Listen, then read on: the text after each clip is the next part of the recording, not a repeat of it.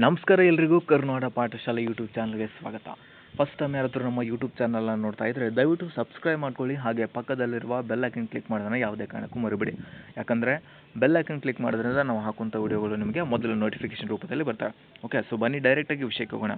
ಈ ಒಂದು KA police ಕಾನ್ಸ್ಟೇಬಲ್ದು ಏನು ಅಪ್ಡೇಟ್ ಬಂದಿದೆ ಹೊಸದಾಗಿ, ಇದೀಗ ಜಸ್ಟ್ KA ಕಡೆಯಿಂದ ಬಂದಿರುವಂಥ ಒಂದು ಅಧಿಕೃತವಾದಂಥ ಒಂದು ಮಾಹಿತಿ ಆಗಿದೆ. ಓಕೆ, ಸೊ ಏನಪ್ಪ ಅಂದರೆ 1:5 ಲಿಸ್ಟ್ ಕುರಿತಂತೆ ಒಂದು ಮಾಹಿತಿಯನ್ನು KA ಅವರು ಕೊಟ್ಟಿದ್ದಾರೆ. ಅದರ ಜೊತೆಗೆ ಅಂಕಪಟ್ಟಿಯಲ್ಲಿ ಯಾರ್ಯಾರ್ದೆಲ್ಲ ಹೆಸರಿಲ್ಲ ಅದ್ರ ಬಗ್ಗೆ ಕೂಡ ಒಂದು ಮಾಹಿತಿ ಇದೆ. ಜೊತೆಗೆ ಕಟ್ ಆಫ್ ಕೂಡ ನಾವು ನೋಡ್ತಾ ಹೋಗೋಣ. ಓಕೆ, ಸೊ ಏನಪ್ಪ ಅಂದರೆ ಈ ಹಿಂದೆ KA ಅವರು ಈ ರೀತಿಯಾಗಿ ಲಿಸ್ಟ್ ಬಿಟ್ಟಿದ್ರು ಗೊತ್ತಾ, ಎಲ್ಲ ಜಿಲ್ಲೆಯವರು ಯಾರ್ಯಾರು ಎಷ್ಟೆಷ್ಟು ಸ್ಕೋರ್ ಮಾಡಿದ್ರೆ ಅನ್ನೋದನ್ನು ಒಂದು ಲಿಸ್ಟ್ ಬಿಟ್ಟಿದ್ರು. ಅದರಲ್ಲಿ ಕೆಲವ್ರದ್ದು ಹೆಸರು ಇರಲಿಲ್ಲ.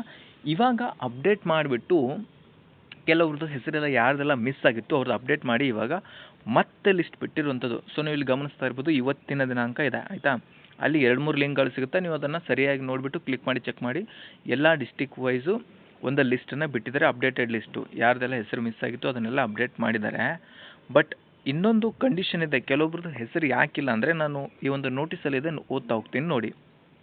ಓಕೆ, ಸೊ ಏನಪ್ಪ ಅಂದರೆ ಕರ್ನಾಟಕ ಪರೀಕ್ಷಾ ಪ್ರಾಧಿಕಾರದಿಂದ ಅಧಿಸೂಚಿಸಲಾದ ಪೊಲೀಸ್ ಇಲಾಖೆಯ ಉಳಿಕೆ ಮೂಲ ವೃಂದದ ಸಿವಿಲ್ ಪೊಲೀಸ್ ಕಾನ್ಸ್ಟೇಬಲ್ ಹುದ್ದೆಗಳಿಗೆ ನಡೆಸಲಾದ ಸ್ಪರ್ಧಾತ್ಮಕ ಪರೀಕ್ಷೆ ಅಂತಿಮ ಅಂಕಪಟ್ಟಿ ಪ್ರಕಟಿಸಿರುವ ಬಗ್ಗೆ ಆಯಿತಾ.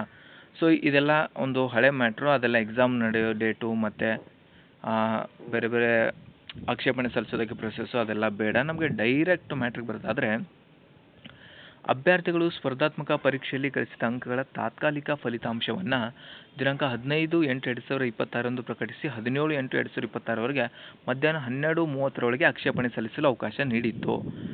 ಪ್ರಕಟಿತ ತಾತ್ಕಾಲಿಕ ಫಲಿತಾಂಶಕ್ಕೆ ಸ್ವೀಕೃತವಾದ ಆಕ್ಷೇಪಣೆಗಳನ್ನು ಪರಿಶೀಲಿಸಿ ದಿನಾಂಕ 19/8/2026 ತಾತ್ಕಾಲಿಕ ಅಂಕಪಟ್ಟಿಯನ್ನು ಪ್ರಕಟಿಸಿದರು. ಈ ಹಿಂದೆ ಲಿಸ್ಟ್ ಬಿಟ್ಟಿದ್ರೆ ಗೊತ್ತಾ, ಎಲ್ಲ ಡಿಸ್ಟಿಕ್ ವೈಸು ಅದನ್ನೇ ಹೇಳ್ತಾ ಇದ್ದಾರೆ. ಸೊ ಅಧಿಸೂಚನೆಯಲ್ಲಿ ತಿಳಿಸಿರುವಂತೆ ಕನಿಷ್ಠ 30 ಹಾಗೂ ಹೆಚ್ಚು ಅಂಕಗಳನ್ನು ಗಳಿಸಿರುವ ಅಭ್ಯರ್ಥಿಗಳ ಅಂತಿಮ ಅಂಕಪಟ್ಟಿಯನ್ನು ದಿನಾಂಕ 20/8/2026 ಪ್ರಕಟಿಸಿ ಪೊಲೀಸ್ ಇಲಾಖೆಗೆ ಸದರಿ ಅಂತಿಮ ಅಂಕಪಟ್ಟಿಯನ್ನು ಹಸ್ತಾಂತರಿಸಲಾಗುವುದು. ಹಾಗೂ ನೇಮಕಾತಿ ಪ್ರಾಧಿಕಾರದಿಂದ ಜಿಲ್ಲಾ, ನಗರ ಅಥವಾ ಘಟಕವಾರು 1:5 ಲಿಸ್ಟನ್ನು ಪ್ರಕಟಿಸಿ ದೇಹ ದೃಢತೆ ಮತ್ತು ಸಹಿಷ್ಣುತೆ ಪರೀಕ್ಷೆಯನ್ನು ನಡೆಸಲು ಹಾಗೂ ನಿಯಮಾನುಸಾರ ಆಯ್ಕೆ ಪಟ್ಟಿ ಪ್ರಕಟಿಸಲು ಕ್ರಮ ವಹಿಸುವರು.